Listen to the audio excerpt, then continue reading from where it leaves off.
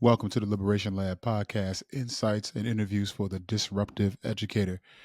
As always, I'm your host, Bobby, and we're diving into a really important conversation today.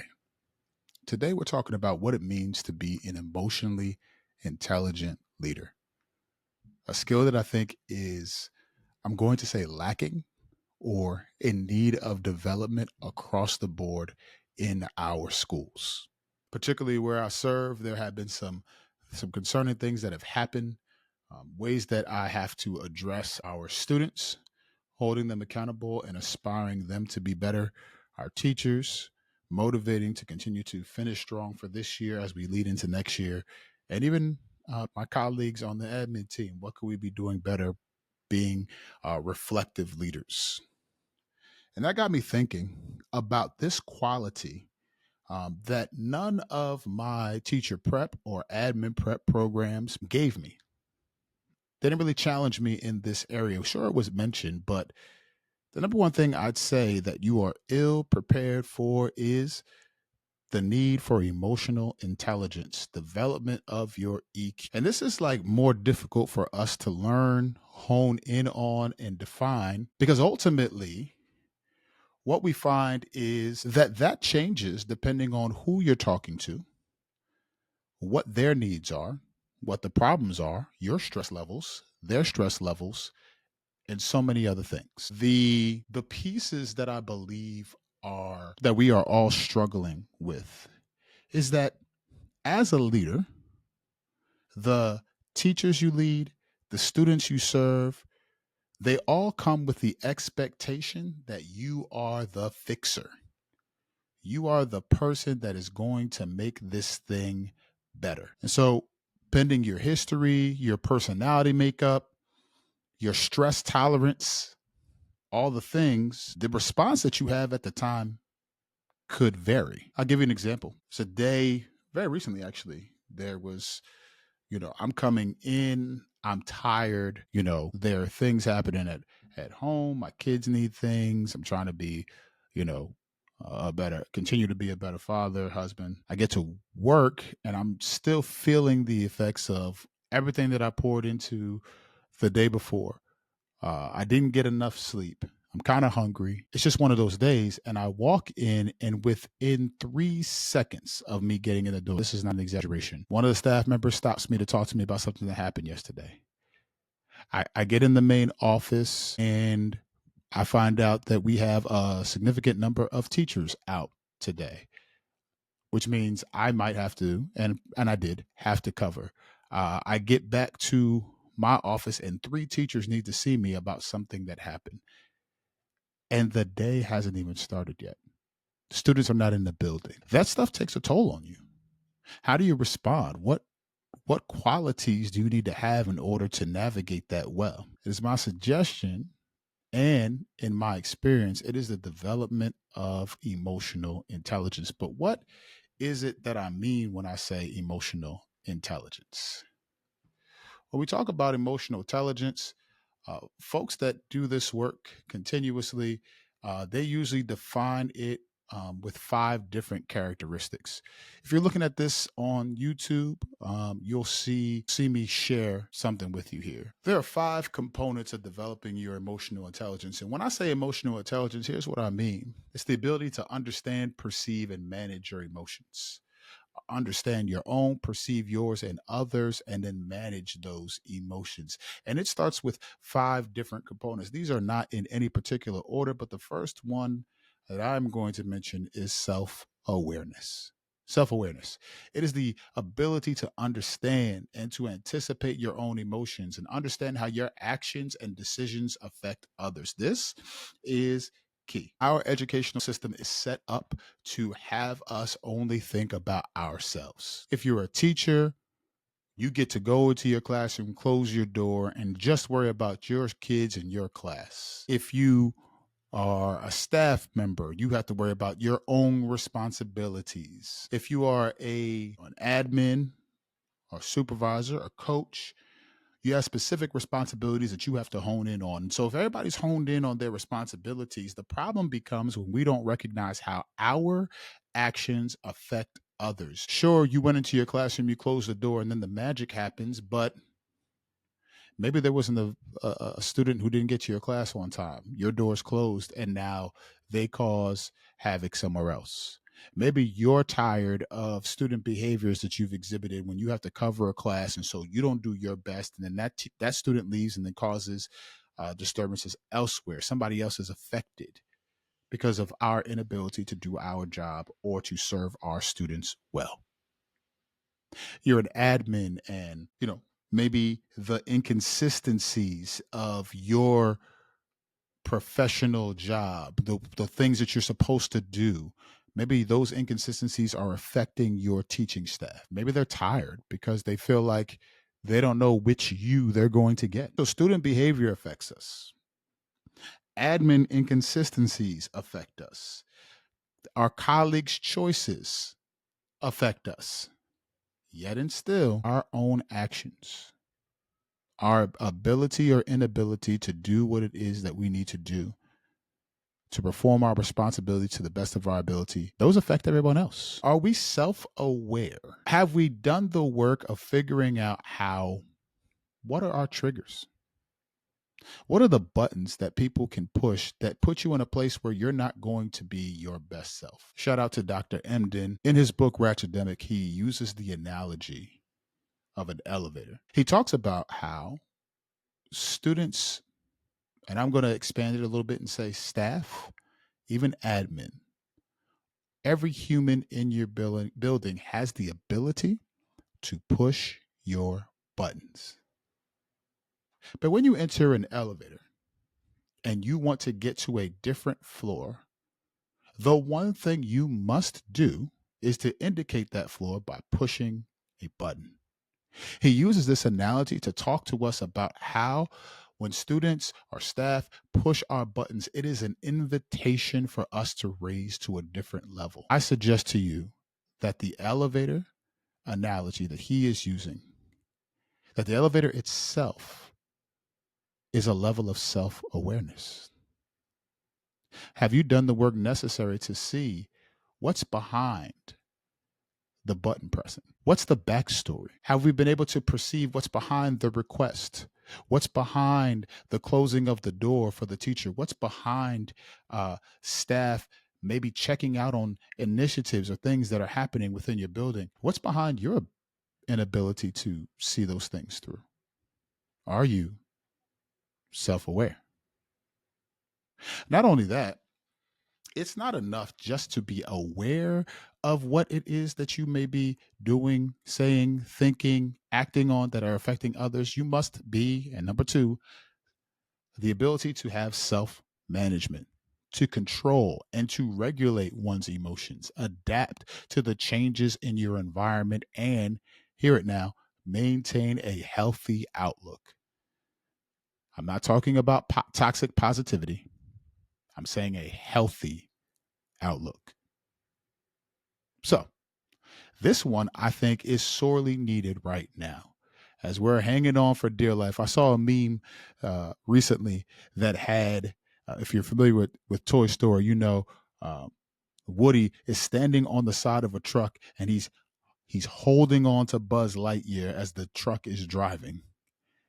Like a literal truck, glued, a truck driver glued this to the the step that he uses to get into the truck. He glued these two characters there, and somebody used it as an analogy to say this is what it's like to try to last, to try to make it until that December break. Well, when it comes to how we do that and how well we do that, self management is key. See, you can be self aware and you can know, oh, I know that I have this issue, or I know that I'm going to respond this way when things happen. Oh, I know that if a teacher says this thing, then I'm done. I'm going to get you. I'm going to respond. I'm going to whatever. I'm going to ignore you. I'm going to cut you off, whatever those things are. But it's not just enough to be self aware of those things. How do you manage those things? Do you recognize that just maybe the decisions that we have to make, or we feel like we have to make, put us in position um, for further damage to be done? This is an area where even right now in my leadership that I'm being challenged in right now at the Time of this recording, there have been some things that have happened within my building that students have made some choices that have caused some stress to the student population, the student body, as well as my staff. Feelings of uncertainty, doubt, just fatigue, an overwhelming sense of what are we doing to address these things?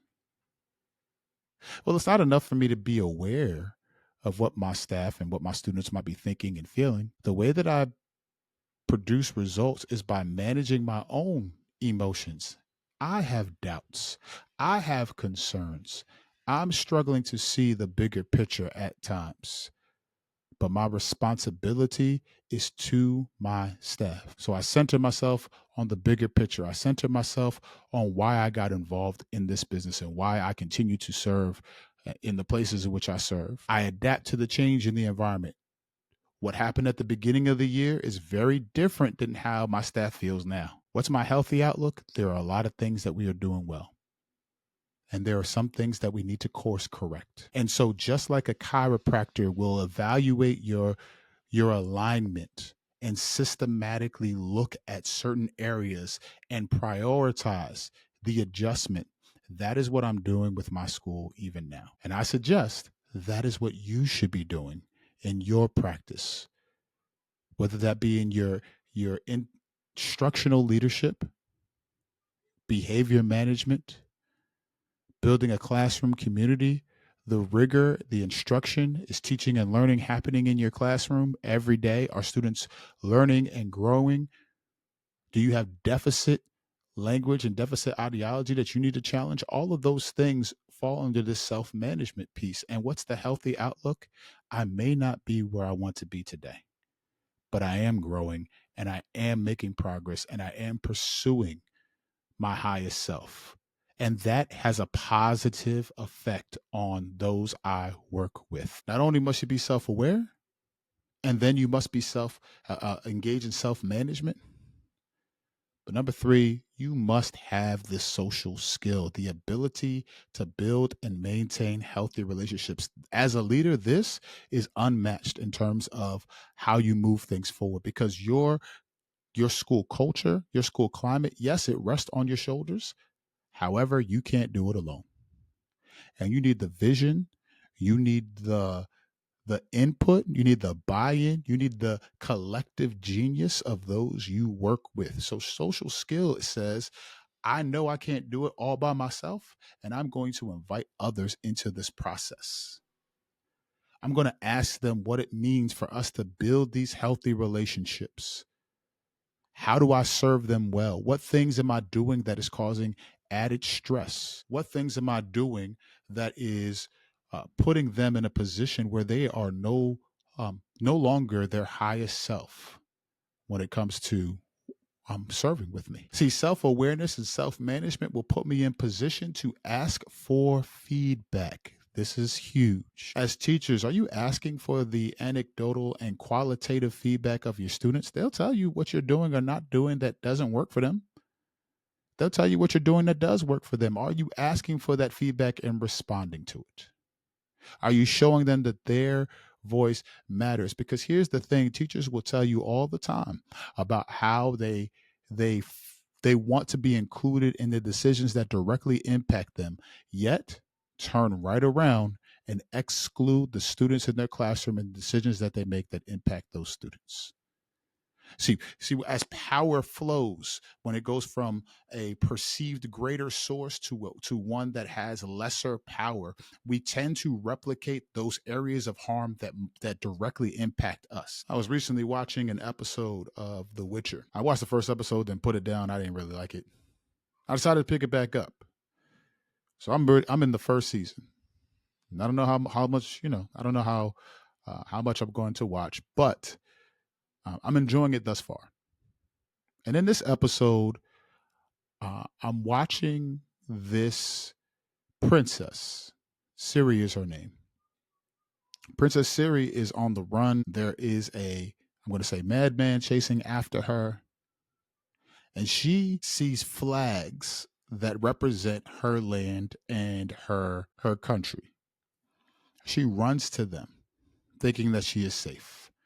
And she finds the subjects of her family's rule, and she sees how the other half lives, because she had this wonderful perspective of her family, of the leadership in her mind, until she got into the stories and the lives of the people. Then she found out it was a different story. As the story continues, she is taken in by a family. They don't really know who she is, but what she begins to see is that this family has a servant. The servant is a dwarf. I'm using that in the language of the land and in the story. And because they have power over this person, they malign, they talk down, they abuse, and disregard this person. And what Siri begins to see is, in the same way she was ignorant to the ways that her family made decisions that affected the subjects of the kingdom. She sees that people who have power in that kingdom are doing the same thing to others. That means when we talk about building healthy relationships, I'm also talking about those in which don't have the same power as you. What's your relationship like with your students?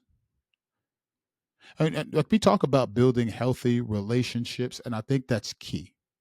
But when we talk about building relationships with students, I mean, do they have, are you allowing their active, present, and needed voices to make an impact in your instruction, in your classroom, in your procedures? Are you empowering them? Or do you expect that they just should come in and listen to you? Do they have anything to contribute in your classroom? Or do you subscribe to the banking model of education that says that you pour in and they have nothing to bring? Let's move forward. Self awareness, self management, social skill. Number 4, empathy. The action of considering others' emotions, needs, and experiences and factoring that into your own decision making. This isn't sympathy. I feel sorry that that happened to you. This is empathy. I'm walking in your shoes. I feel your pain, and therefore I'm going to respond. This is what I call the essence of true community. When I make your problem my problem. Do we really embody this? Do we do it for those who we deem ill deserving? See, it's easy for us to do it when we feel like somebody is awesome. They help us. They serve us well. They lead us well. They're the brightest student, whatever have you. But do we have empathy when it comes to those who may push our buttons and invite us to rise to a different level? And not only that, motivation, the ability to spur others to action. If you yourself are struggling with what it means to be motivated in your school, with your role, with the tasks at hand, how are you motivating students to continue to engage in your classroom? Do you have honest discussions about where we are? Man, I'm tired right now. But if I'm tired and I'm not serving you well, what happens? And inviting students to chime in on that. What do they do? What are some answers to this problem? How do we collectively push each other into being our best selves? What do you need from me right now to be your best self? See, all of these things work together to foster the type of emotional intelligence that will change your school climate and change your school culture. Question is, are we willing to put in that work? Are we willing to put in that work? So when we talk about this need for emotional intelligence, here's where the rubber meets the road. When we talk about the the ways in which your leadership might be failing to do these things, I still think it's incumbent upon you as an educator to embody the things that you complain about. Are you the type of educator that is striving for emotional intelligence as it pertains to all the things that are in your jurisdiction? Do you have the ability and understanding of your supervisors, those in charge, to manage up in a sense and invite them into the same journey? Emotional intelligence is needed because at the end of the day, being an educator is a human endeavor. And sometimes we forget that because of the capitalism of our structures and our schools.